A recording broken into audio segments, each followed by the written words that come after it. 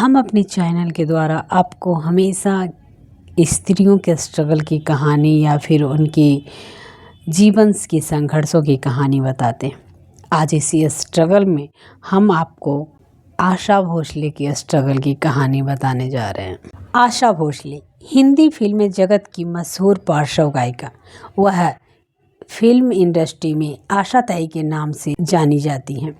उनकी विशेषता है कि उन्होंने शास्त्रीय संगीत, गज़ल और पॉप संगीत हर क्षेत्र में अपनी आवाज़ का जादू बिखेरा है। उन्होंने अब तक के अपने फिल्मी सफ़र में 16,000 गानों में अपनी आवाज़ दे चुकी हैं। वह सिर्फ हिंदी में नहीं बल्कि मराठी, बंगाली, गुजराती, पंजाबी, तमिल, मलयालम, अंग्रेजी और रूसी भाषाओं में भी गाना गा चुकी हैं। आशा भोसले का जन्म 8 सितंबर 1933 को महाराष्ट्र के सांगली में हुआ। उनके पिता दीनानाथ मंगेशकर प्रसिद्ध गायक एवं नायक थे। उनके पिता बेहद छोटी उम्र से ही संगीत की तालीम देना शुरू कर दिया था। जब आशा महज 9 वर्ष की थी तभी उनके पिता की मृत्यु हो गई। पिता की मृत्यु के बाद उनका पूरा परिवार मुंबई आकर रहने लगा। उनकी एक बड़ी बहन लता मंगेशकर, जो कि हिंदी सिनेमा का स्वर्ण कोकिला के नाम से जानी जाती हैं, पिता की मृत्यु के बाद दोनों बहनों के कंधों पर परिवार का बोझ आ गया, जिस कारण उनकी बड़ी बहन लता जी ने गाना और फिल्मों में अभिनय भी शुरू कर दिया। आशा भोसले की कहानी के जरिए हम समाज को एक और मैसेज देना चाहते हैं। वो ये कि जहाँ बेटियों के जन्म पर शोक मनाया जाता है, जहाँ बेटियां कूड़े में फेंक दी जाती हैं, जहाँ बेटियों के शादी में पिता का सर झुक जाता है, वैसे देश में अगर बेटियां लता मंगेशकर और आशा भोसले जैसी हों तो पिता का सर गर्व से ऊंचा हो जाता है।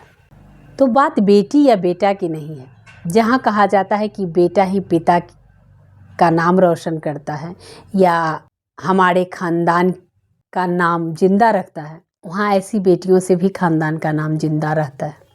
तो बेटा और बेटी कुछ नहीं करता, जो भी कुछ होता है वो हमारी परवरिश होती है। अगर हम परवरिश बेटियों का बेटों की तरह करें, कोई फ़र्क ना करें इन दोनों में, तो शायद हर घर में ऐसी ही बेटी पैदा हो। हर इंसान में कुछ न कुछ कला होता है, लेकिन उन्हें निखारने का सबको मौका नहीं मिलता। इन्हें इसलिए मौका मिला क्योंकि इनके पिता इनके साथ खड़े थे, क्योंकि इनके पिता ने कभी ये अंतर नहीं देखा कि ये दोनों हमारी बेटियां हैं। तभी तो बेटियां ने वो ऊंचाई छुई जो शायद किसी के बेटे भी नहीं कर पाते। इसलिए समाज से बस एक ही रिक्वेस्ट है, एक ही प्रार्थना है कि बेटियों की इच्छाओं का, अभिलाषाओं का दमन ना करें, उनको हौसला दें, उनको पंख दें और उनको उड़ने दें। ये तो कहानी में आगे बढ़ते हैं। आशा भोसले को अपने कैरियर की शुरुआत में बेहद कड़ा संघर्ष करना पड़ा।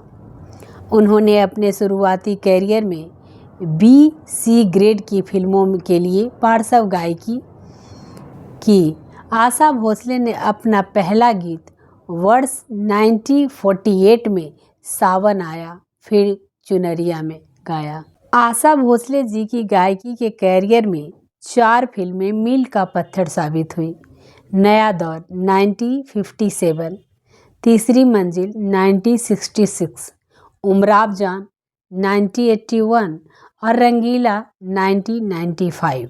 नया दौर आशा भोसले जी की पहली सफल फिल्म थी, जो मोहम्मद रफ़ी साहब के साथ गाए उनके गीत मांग के साथ तुम्हारा, मैंने मांग लिया संसार, साथ ही हाथ बढ़ाना और उड़े जब जब जुल्फे तेरी, साहिल लुधियानवी द्वारा लिखित और O.P. नैयर द्वारा संगीतबद्ध ने इन्हें एक खास पहचान दी। आशा जी ने O.P. नैयर जी के साथ पहले भी काम किया था, पर यह पहली फिल्म थी जिसके सारे गीत आशा जी ने प्रमुख अभिनेत्री के लिए गाई थी। Producer B.R. चोपड़ा ने नया दौर में उनकी प्रतिभा को पहचाना और आने वाले आगे की फिल्मों में भी उन्हें मौका दिया। आशा भोसले ने राहुल देव बर्मन की तीसरी मंजिल 1966 से काफ़ी प्रसिद्ध हुई। जब पहले उन्होंने गाने की धुन सुनी तो गीत आजा आजा इस गीत को गाने से इनकार कर दिया था, जो वेस्टर्न डांस नंबर पर आधारित थी। तब आर.डी. बर्मन ने संगीत को बदलने का प्रस्ताव आशा जी को दिया, किंतु आशा जी ने यह चैलेंज स्वीकार करते हुए 10 दिन के अभ्यास के बाद जब अंतिम दिन यह खास गीत गाया तो खुशी के कायल आर.डी. बर्मन ने 100 रुपये का नोट आशा जी के हाथ में रख दिए। आशा जी इस फिल्म के अन्य गीत ओ हसीना जुल्फों वाली और ओ मेरे सोना रे ये सभी गीत रफ़ी साहब के साथ तहलका मचा दिया। उमराव जान 1981 रेखा पे फिल्माया गया ये फिल्म। आशा जी ने इसमें सारे गज़ल गाए थे। दिल चीज़ क्या है आप मेरी जान लीजिए, इन आँखों की मस्ती के ये क्या जगह है दोस्तों, और जुस्तजू जिसकी थी उसको तो ना पाया मैंने। गज़लों के संगीतकार खयान थे जिन्होंने आशा जी से सफलतापूर्वक गज़लों को गाने के लिए स्वर्ण के उतार चढ़ाव को समझाया। आशा जी स्वयं आश्चर्यचकित थी कि वह इन गज़लों को सफलतापूर्वक गा गई। इन गज़लों ने आशा जी को प्रथम राष्ट्रीय पुरस्कार दिलाया और एक बहुमुखी प्रतिभा उनकी साबित हो गई। 62 वर्षीय आशा जी को 1995 में रंगीला के लिए ऑफर आया, जो युवा अभिनेत्री उर्मिला मातोंडकर के लिए फिल्म रंगीला में गाई। उन्होंने अपने चाहने वालों को आश्चर्यचकित कर दिया। सुपरहिट गीत तन्हा तन्हा और रंगीला रे गीत गाए। ए.आर. रहमान के संगीत निर्देशन में गाई, जो काफ़ी प्रसिद्ध हुआ। बाद में कई अन्य गीतों को ए.आर. रहमान के निर्देशन में गाई तन्हा तन्हा गीत काफ़ी प्रसिद्ध हुआ और आज भी लोग गुनगुनाते हैं।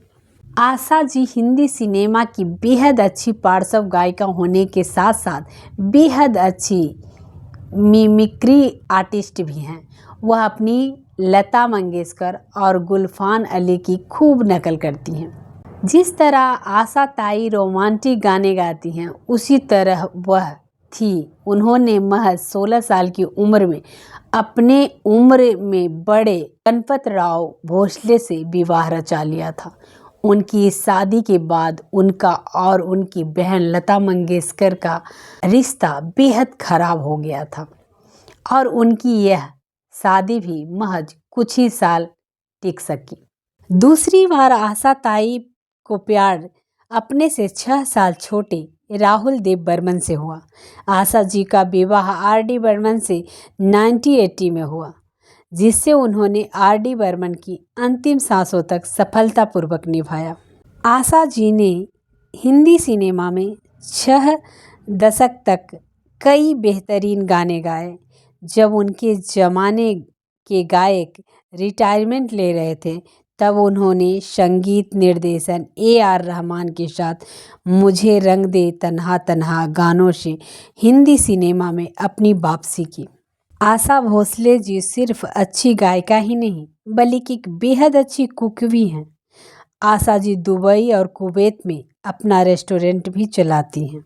एक इंटरव्यू में आशा जी ने बताया था कि एक गाने की रिकॉर्डिंग के दौरान वो लता दीदी पर किस तरह चिल्लाई थी।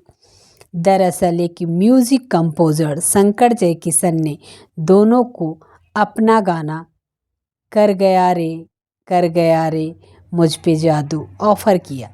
ये गाना फिल्म बसंत बहार का है। ये गाना राग भैरवी पर आधारित था और दोनों बहुत बार रिहर्सल की थी।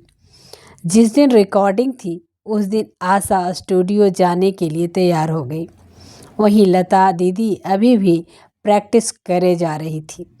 उसी दिन आशा जी को एक और गाना रिकॉर्ड करने के लिए जाना था। ये मौका वो छोड़ना नहीं चाहती थी। 1 घंटा हो गया और लता जी अभी भी नहीं आई थी।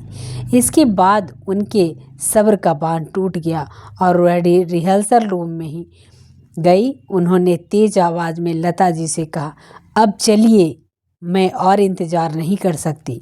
इसके बाद लता ने उन्हें एक प्यारी सी मुस्कान दी और उनके साथ रिकॉर्डिंग के लिए आ गई। आशा भोसले जी की कहानी से एक और सीख मिलती है, कभी भी लाइफ पार्टनर के चुनाव जल्दबाजी में न करें, और वो भी अपने परिवार के खिलाफ जाकर कभी नहीं। आशा जी की पर्सनल लाइफ में तूफान तो तब आ गया जब 16 साल की उम्र में लता मंगेशकर के 31 साल के पर्सनल सेक्रेटरी गणपत राव भोसले से आशा जी को प्यार हुआ और उन्होंने लता मंगेशकर के खिलाफ जाकर उनसे शादी की। कुछ दिन ही उनके साथ आशा जी का अच्छा बीता, जबकि शादी के खिलाफ होने के कारण आशा भोसले जी को अपना घर और अपनी बहन से रिश्ता खराब हो गया और अपना घर भी छोड़ना पड़ा। अब वहाँ गणपत राव ने इन्हें अपना असली रूप दिखाना शुरू किया। शादी के कुछ ही दिन ही बीते थे कि गणपत राव और उनके भाई आशा जी को पीटने लगे थे। गणपत के परिवार वाले आशा जी को उनके अपने ही घर वालों से मिलने नहीं देते थे, यानी लता मंगेशकर से भी कभी आशा जी की मुलाकात नहीं होती थी, क्योंकि जब भी गाने की शूटिंग के लिए आशा जी आती थी तो गणपत राव या उसके घर वाले उनके साथ आते थे और कभी भी लता जी से उन्हें मिलने नहीं दिया जाता था, जबकि दोनों की साथ रिकॉर्डिंग होती थी। फिर भी जब यह सब उनके बर्दाश्त से बाहर हो गया तो 1960 में वो 2 बच्चों के साथ अपनी माँ के घर आ गई। उस समय भी आशा जी प्रेग्नेंट थी, यानी तीसरा बच्चा उनका आने वाला था। आशा जी के बड़े बेटे का नाम हेमंत था, जिनका निधन हो चुका है। भोसले की बेटी वर्षा ने 8 अक्टूबर 2012 में सुसाइड कर लिया था। आशा जी के छोटे बेटे आनंद भोसले इन दिनों उनकी देखभाल कर रहे हैं। कहते हैं कभी किसी को मुकम्मल जहां नहीं मिलता। ये बात सच है। आप किसी को दूर से देखकर ही नहीं कह सकते कि वो इंसान बहुत सुखी है। हर किसी के जिंदगी में गम और खुशी दोनों होते हैं। फर्क इतना है कि हम अपने गम को बहुत बड़ा लेके चलते हैं, लेकिन जब सामने वाले का गम सुनो तो कभी कभी अपना गम कम लगने लगता है। इसीलिए कहानियाँ सुनते रहो। हर कहानी से कुछ न कुछ प्रेरणा मिलता है और स्त्री गल्प हम स्त्री की स्ट्रगल और उसकी दर्द भरी दास्तां लेकर आते हैं।